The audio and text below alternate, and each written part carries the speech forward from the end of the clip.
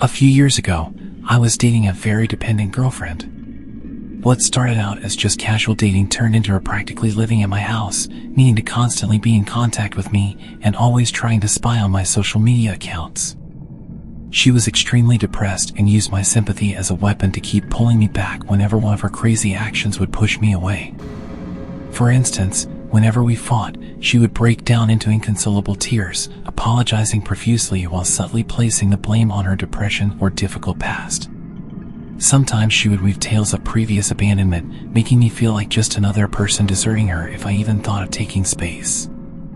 It took my stupid younger self a long time to see the pattern. Then the day came when she sensed she was losing her grip on me, and that's when she did the unthinkable. She ran over my dog. She seriously believed that a shared grief would patch us back together. And I hate to admit it, but for a moment, it did. The raw agony of driving my little guy to the vet, the heart-wrenching farewell. It was a lot for me to bear. For once, she was the one offering comfort, switching our roles, until one alcohol-fueled night when the monstrous truth came out. I've never tasted fury like that before. I've always been a respectful guy, and never believed in violence against women, but that moment made me question everything. The painful memory of the vet visit haunted me.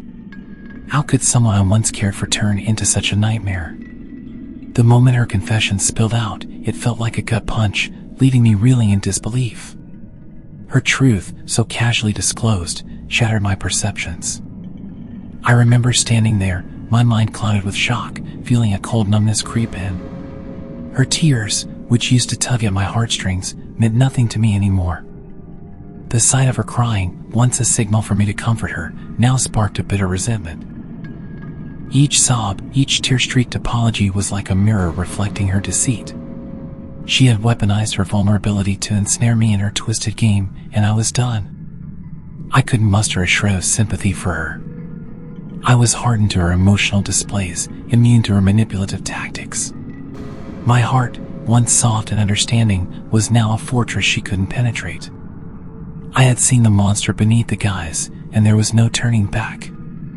Before I knew it, I was hauling her stuff out of my house and physically wrestling her out the door. I filed a restraining order and even had to threaten her with legal action just to keep her at bay.